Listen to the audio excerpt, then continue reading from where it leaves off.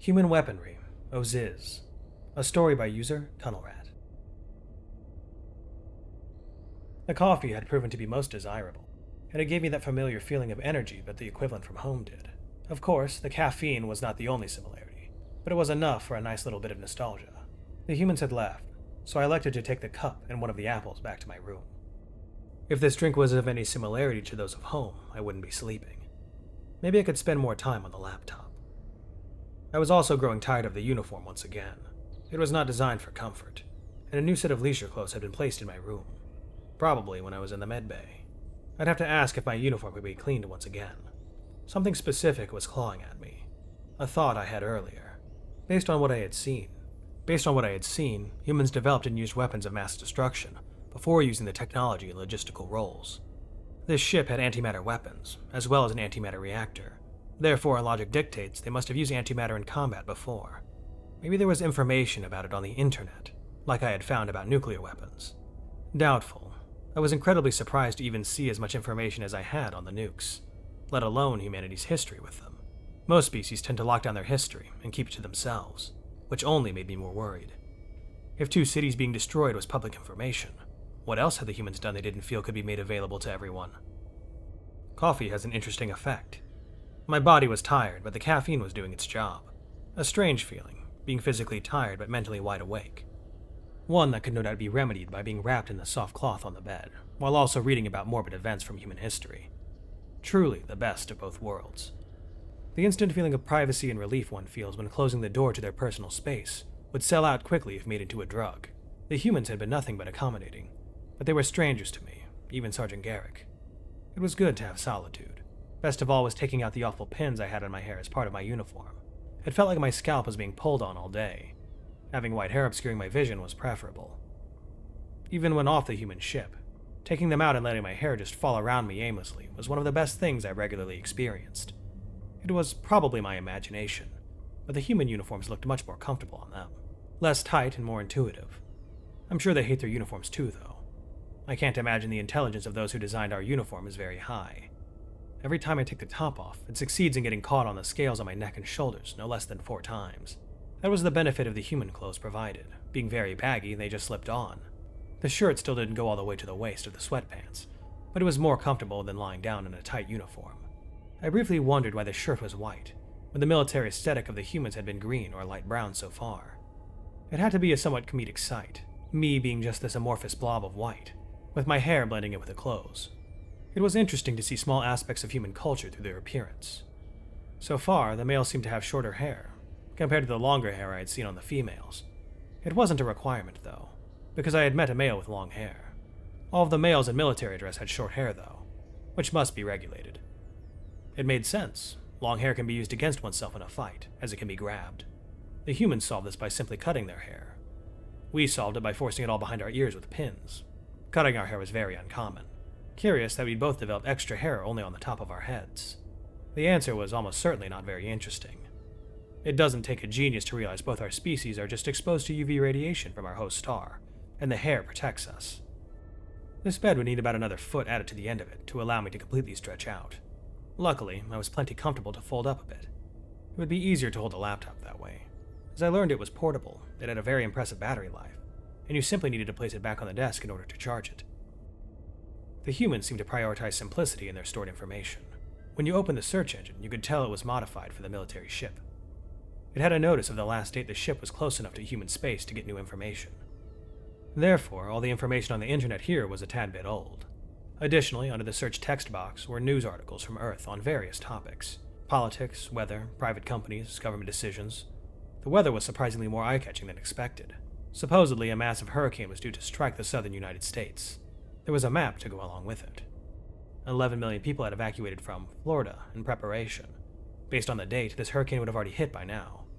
There was an oversaturation of political news articles, though most of them were concerned with the run-in the UN had with the Floricians. Unnerving to see articles dismissing them, calling them nothing but disorganized pirates. They had no idea what happened on the ship yet. Earth was blissfully unaware of how much danger it was in. I came to read about other things other than politics or weather, and so far the current news from Earth was quite depressing. All of human history was completely accessible by me. This would probably not be the case for long as humanity meets more civilizations. If they keep this public, everyone will be able to learn pretty much all they need to know about human strategies. The first result that came up when I searched Wars in Human History sent chills down my spine. An article titled List of Wars by Death Toll. Even more chilling was the fact it had been recently edited to show domestic wars. Did that mean they were preemptively preparing to catalog a possible war with the Floricians? Gods, the wars were organized into countries. Somehow they had intimate knowledge of conflicts that happened multiple thousands of years ago. You can learn a lot about a species by how they treat their history. Most species that are ashamed of theirs will hide it behind regulation and censorship, yet that wasn't the case with the humans. There were plenty of articles discussing the atrocities committed by various groups. They called them war crimes, which is an oxymoron if I had ever heard one. This was infinitely more interesting than the wars themselves. I'd have to read about them. What I found scared me more than anything I learned up until this point.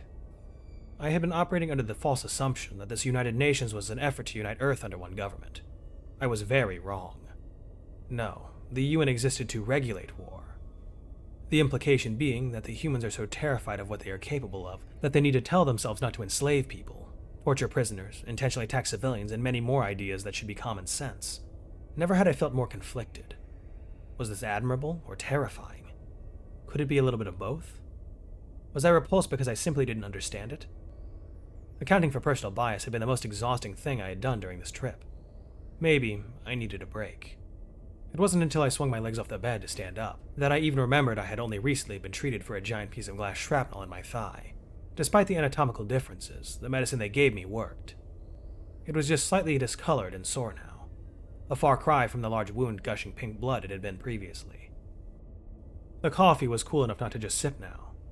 It was much better to be able to take sizable swigs, rather than trying to enjoy it while it is trying to melt the inside of my mouth. The female had said they usually make sugar in it because of the bitter taste. Curious, their taste buds must work differently. This was a flavor I usually prefer, what they call bitter, though that was the last thing I had been thinking about when I met them. The only thing in my head at the time was, how are humans a predator species when they seemingly have no natural weapons to speak of?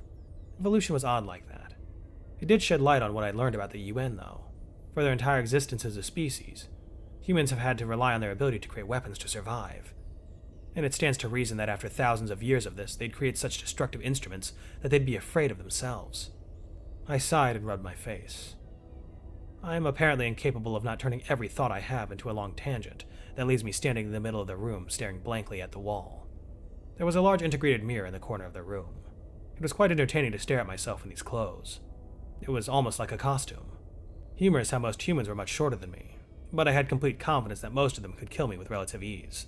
At least it would be a quick way to go, given what I had seen. Well, if they used a firearm anyway. Now that I had seen a variety of humans, I could understand why they attempted to use their own civilities when greeting me.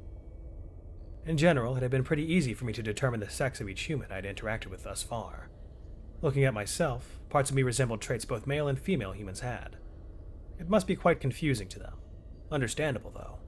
If a species grew up at that level of sexual dimorphism, it made perfect sense they developed language around it. It wasn't that my species didn't have male versus female biology, just that it had so little impact on our lives that we just didn't really care. You'd never know what each of us was unless you asked, and that was personal information we rarely disclosed unless with a partner. The whole purpose of me using the laptop again was to see how the humans used antimatter, and I distracted myself again. I seriously needed more self-control. Back to the search engine. Let's see. Antimatter weapons. I'll be damned. After the first antimatter reactor was put into use, a resolution passed by the UN declared any and all development of weaponized antimatter to be a violation of international law.